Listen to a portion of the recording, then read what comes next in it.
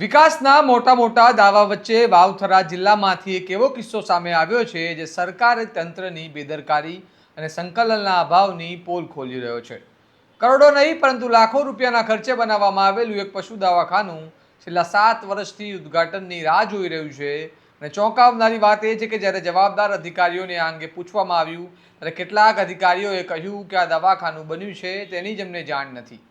બીજી તરફ લાખોના ખર્ચે બનેલું આ દવાખાનું ઉપયોગના અભાવે આજે ખંડેરમાં ફેરવાઈ રહ્યું છે. આખરે શું છે સમગ્ર મામલો, આવો વિગતે વાત કરીએ આ અહેવાલમાં. નમસ્કાર, હું ચિરાગ વર્ષાબેન, આપ જોઈ રહ્યા છો સ્વમાન. વાવથરા જિલ્લાના ચોથા નેસડા ગામમાં આવેલું આ પશુ દવાખાનું વર્ષ 2018-19 દરમિયાન બોર્ડર એરિયા ડેવલપમેન્ટ ગ્રાન્ટ હેઠળ આશરે 20 લાખ રૂપિયાના ખર્ચે બનાવવામાં આવ્યું હતું. એટલે કે દવાખાનું બનીને તૈયાર થયાને આજે 7 વર્ષ જેટલો સમય વીતી ગયો છે, પરંતુ આશ્ચર્યજનક રીતે હજુ સુધી આ દવાખાનાનું લોકાર્પણ થયું નથી અને અહીં એક પણ પશુ ડોક્ટરની નિમણૂક પણ કરવામાં આવી નથી. આસપાસના ગામોમાં પશુપાલકોને આશા હતી કે દવાખાનું શરૂ થતાં પશુઓની સારવાર માટે દૂર જવાની મુશ્કેલી દૂર થશે અને સમયસર સારવાર મળી રહેશે, પરંતુ દવાખાનું માત્ર ઇમારત પૂરતું જ સીમિત રહી ગયું છે અને 7 વર્ષ બાદ પણ અહીં સારવાર શરૂ થઈ નથી. તેના કારણે ગ્રામજનોમાં ભારે નિરાશા જોવા મળી રહી છે અને સ્થાનિકોનો આક્ષેપ છે કે સરકારી તંત્રએ ટેન્ડર બહાર પાડી લાખો રૂપિયાના ખર્ચે દવાખાનું તો ઊભું કરી દીધું, કોન્ટ્રાક્ટરને બિલ પણ ચૂકવી દેવામાં આવ્યું, પરંતુ ત્યારબાદ કોઈ અધિકારી આ દવાખાનાની સ્થિતિ જોવા માટે પણ આવ્યા નથી. ગામના લોકો આજે પણ આશા રાખી રહ્યા છે કે ક્યારેક તંત્રને યાદ આવશે કે ચોથા નેસડા ગામમાં એક પશુ દવાખાનું પણ છે. સાંભળો ગ્રામજનો આ મામલે પોતાનો રોષ કઈ રીતે વ્યક્ત કરી રહ્યા છે. અમારા ગામની અંદર ચોથા નેસડાની અંદર જે પશુ દવાખાનું બનાવવામાં આવ્યું છે 20 લાખના ખર્ચે 2018-19ની અંદર, એ હજી ખંડેર હાલતમાં પડ્યો છે. આની અંદર કોઈ ઉદ્ઘાટન કરવામાં આવ્યું નથી. હજુ સુધી 7-8 વર્ષ થવા આવ્યા પણ હજુ સુધી ડૉક્ટર મૂકવામાં આવ્યા નથી. અમારી એ જ માંગ છે કે ડૉક્ટર અહીંયા મૂકવામાં આવે અને અમારા ગામની જે પશુઓની સેવા થાય એ ડૉક્ટર તરફથી કરવામાં આવે. ધરણીધર તાલુકાના ચોથા નેસડા ગામની અંદર 2018-19ની અંદર જે BADPની અંદર જે પશુ દવાખાનું બનાવવામાં આવ્યું હતું તેની અંદર હજી સુધી કોઈ ઉદ્ઘાટન કરવામાં આવ્યું નથી અને હજી સુધી કોઈ ડૉક્ટર મૂકવામાં આવ્યો નથી.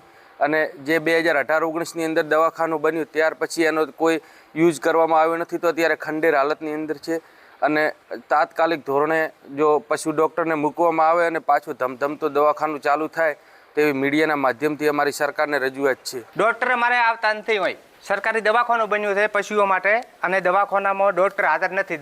દવાખાનું 8-20 વર્ષથી બન્યું છે પણ ડૉક્ટરની અમારે પાકી જરૂર છે. ડૉક્ટર મિલતા નથી આ ચોથા નેસડાની અંદર. પશુ બીમાર હોય તો અમારે ચો લઈને જવાનું હોય ચોથા નેસડાની અંદર. અને 10-20 વર્ષથી આ દવાખાનું બન્યું, કોઈ રેખદેખ નથી, સંભાળ નથી લીધું આ ચોથા નેસડામાં.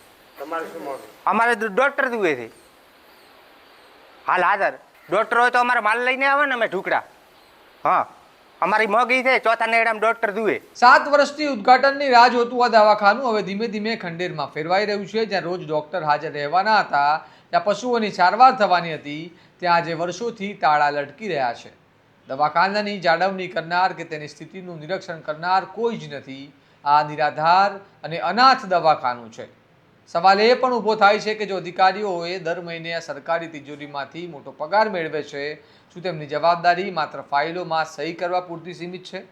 શું લાખો રૂપિયાના ખર્ચ બાદ એક પણ વખત સ્થળ પર જઈ નિરીક્ષણ કરવાની જરૂરિયાત તેમને લાગતી નથી? આ સમગ્ર મામલે જ્યારે તાલુકા વિકાસ અધિકારીનો સંપર્ક કરવામાં આવ્યો ત્યારે તેમણે જણાવ્યું કે વર્ષ 2018-19 દરમિયાન 20 લાખના ખર્ચે દવાખાનું બનાવવામાં આવ્યું હતું, પરંતુ જ્યારે અહીં ડૉક્ટર અને સ્ટાફની નિમણૂક કેમ થઈ નથી તે અંગે પૂછવામાં આવ્યું ત્યારે તેમણે જણાવ્યું કે આ બાબતની માહિતી પશુપાલન વિભાગ પાસે હશે, અમારી પાસે નથી. એટલે કે દવાખાનું બનાવનાર તંત્ર પોતાની જવાબદારીમાંથી હાથ ધોઈ રહ્યું હોય તેવું દેખાઈ રહ્યું છે. બીજી તરફ જ્યારે પશુપાલન વિભાગના સંપર્ક કરવામાં આવ્યો ત્યારે ત્યાંથી તો વધુ ચોંકાવનારો જવાબ મળ્યો. વિભાગના અધિકારીએ જણાવ્યું કે ચોથા નેસડા ગામમાં આ દવાખાનું ક્યારે અને ક્યાં બનાવવામાં આવ્યું છે તેની તેમને જાણ જ નથી.